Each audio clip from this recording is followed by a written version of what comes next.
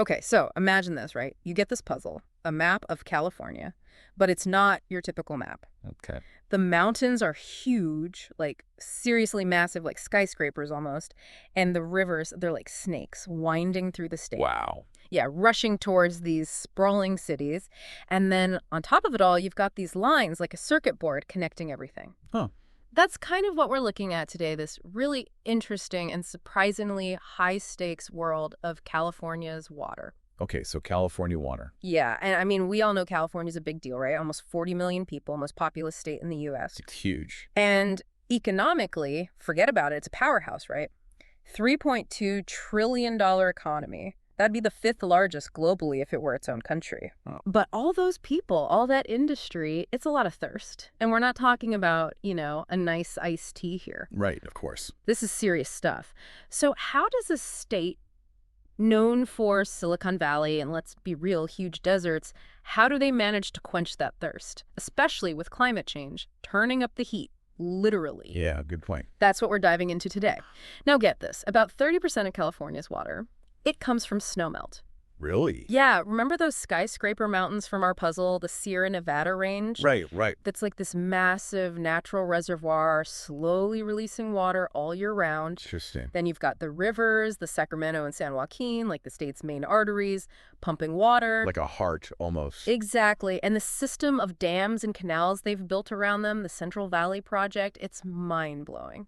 I bet. Yeah, it's like a huge plumbing system, Yeah. moving water from where there's a lot to where it's really needed, mostly for farming. Makes sense. And that's actually super fascinating because that engineering, this whole network of dams and canals, it totally changed the landscape, right? The San Joaquin Valley, it's naturally pretty dry, but they turned it into this incredibly fertile farmland. It just shows you the ingenuity, the sheer willpower they had to make California an agricultural powerhouse. It's like turning the desert into this oasis, Yeah, exactly. But this oasis, it doesn't come cheap. Right. One of the biggest costs. All the energy it takes to move that water around. Oh, yeah, that's true. We don't always think about it, but moving water that distance, it takes a ton of energy. Right. Especially in California, where water's constantly on the move from the mountains to the cities, north to south. That energy use is huge. And that has its own consequences, especially with climate change in the picture. It's like this loop, Yeah. We need more energy to move water, but getting that energy often uses, guess what, more water. Oh, wow. And while we're on the topic of climate change, let's talk drought. California's climate, it's always been prone to these ups and downs, right? You get tons of rain one year, then nothing for ages. But with climate change, those dry spells, they're getting worse, putting a real strain on the system. Definitely. And that's where groundwater becomes so important. During those droughts, California relies heavily on its groundwater. It's like California's emergency fund, right? But what happens when you overdraw from that fund? Well, you know those Jenga blocks? Imagine pulling out too many. Eventually, the whole thing collapses. It's kind of like that. Over-pumping groundwater, it's like pulling out those blocks. The ground level can actually sink. Land subsidence, they call it. Not good, especially in California with all the earthquakes. Not good at all. So we're seeing some of the cracks, right? The vulnerabilities in this system. But California's not just sitting around. They're known for innovation, for problem solving. That's right. And one of the most ambitious solutions they're looking at, it's almost like something out of science fiction. They're trying to tap into the ocean. The ocean. Desalination. It's this process where you take seawater and turn it into drinkable water. Wow. So desalination, like how does that even work? Can it really quench the thirst of a whole state? Well, imagine a giant filter, something that can actually separate the salt from the water. That's essentially what these desalination plants do, but obviously on a much bigger, more complex scale. They pump in seawater, force it through these superfine membranes that trap the salt, and boom, fresh water. There's got to be a catch, right? You're right. It's not that simple. Desalination, it takes a lot of energy, and it produces this super salty byproduct, brine, which you have to dispose of carefully. So it's promising, but it's not a magic solution. It's more like one tool in the toolbox. We also need conservation, better efficiency, and maybe even rethinking how we use water in the first place. Okay, let's break that down. What does rethinking our water use even look like? Are we talking shorter showers, letting our lawns die? Well, those are a good start, but it goes deeper than that. We need to think bigger. For example, agriculture. That's where most of the water goes in California. So finding ways to improve irrigation, looking at drought-resistant crops, even rethinking what we grow in drier areas, those are all part of the puzzle. So it all comes back to that puzzle, doesn't it? That complex web of water sources, amazing engineering, and these big environmental challenges. It's not just a California problem, is it? Not at all. What's happening in California is like a preview of what many places around the world are going to face. More people, less water, and climate change making it all even tougher. So what can we learn from California, from what they're doing right, and maybe what they're getting wrong?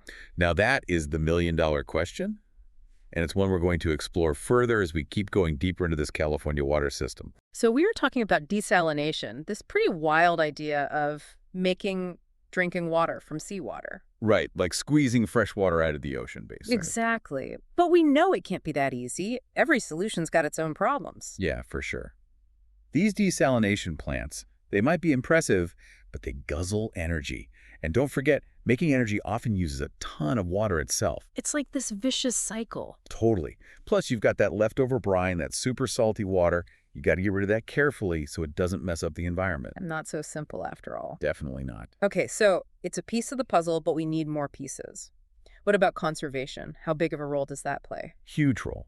And that's what makes it so interesting, right? It's not just up to the engineers or the politicians anymore. Right, it involves all of us. Exactly. Okay, so let's talk about that. What can regular Californians actually do to save water? I mean, we hear it all the time. Shorter showers, drought-friendly yards. Is there more to it? Oh, yeah, absolutely.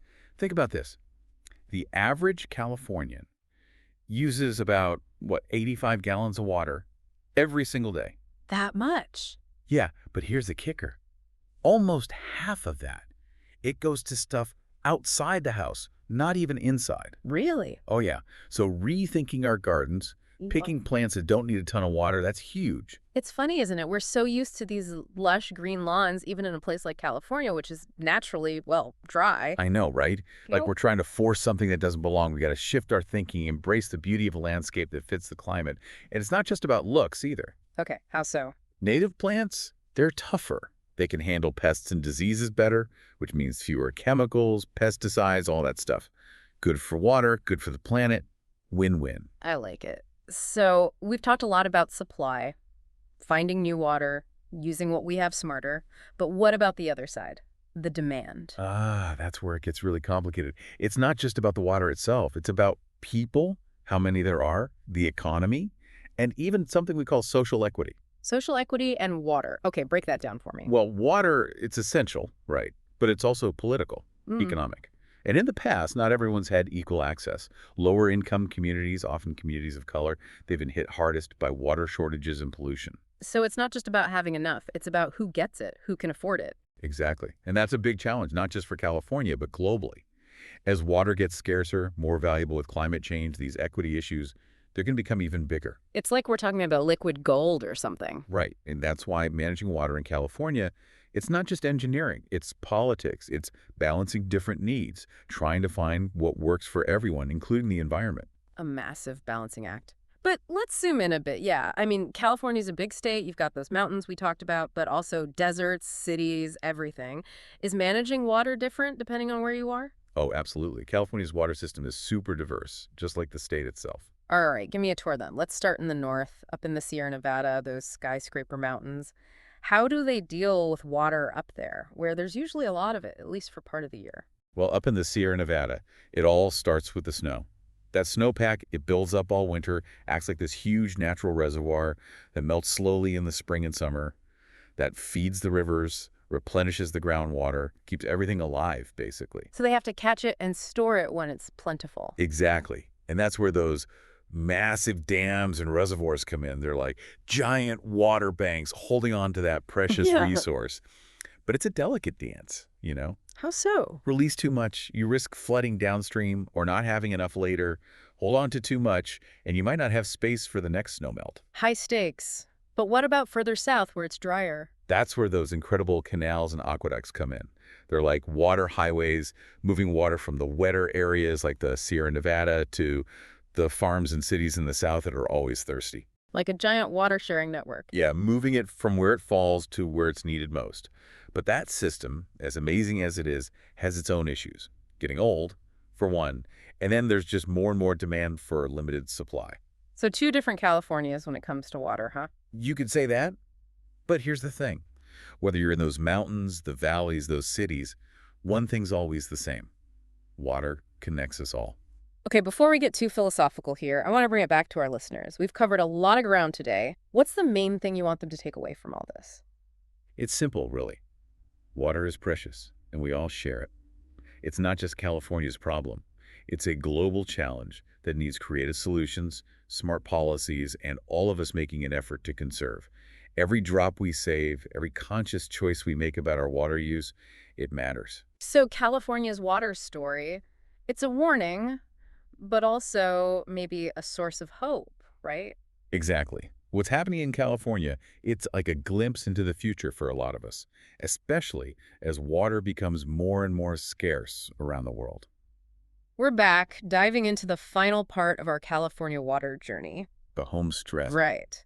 We've talked about the impressive engineering, those droughts, climate change, the whole conservation thing, but before we wrap up, there's one more piece of this puzzle we need to look at. And it's a big one, right? Huge. The human element. We can't forget that. Okay, yeah, let's talk about that. What do you even mean by the human element when it comes to water? Well, water, it's not just a science problem or an engineering problem. It's about people, how we behave, what we value. I mean, think about it. California's cities, the farms, our whole way of life here, it exists because of water. It's like water is part of California's DNA or something. Exactly. And that's why managing water here, it's not just about finding a technical fix. It's about understanding how people use water, why they use it the way they do, even those emotional attachments to certain landscapes or habits. Yeah. And of course, you've got all these different communities, each with their own needs, their own It's priorities. So many different perspectives, right? Absolutely. So it's not just moving water around, it's about navigating all these different social, economic, even emotional factors, right? You got it. And that's what makes it so challenging, but also really interesting. Because to find solutions in California, solutions that actually last, we need to go beyond just talking about water. We got to start talking to each other. I like that.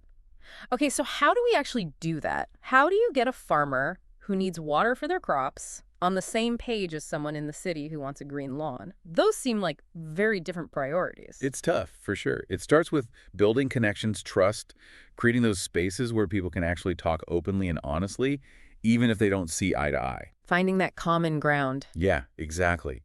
Because at the end of the day, we're all in this together, right? We depend on water, and we all want a future where there's enough to go around. Okay, so as we're putting all these pieces together, this whole puzzle of water in California, it seems like the solutions, they're not just dams and pipes and desalination. It's about changing our whole relationship with water. Exactly. It's about valuing it more, understanding how precious it is, both as individuals and as a society. And that change, it starts with each of us becoming more aware, right? Understanding just how complex this issue is, the challenges, but also hopefully some of the solutions we've talked about. Absolutely. Because if we're more aware, then we can start imagining a different kind of future, one where water is shared fairly and used wisely. So, to everyone listening, no matter where you are, let California's water story be a wake-up call, but also a source of hopefully some inspiration.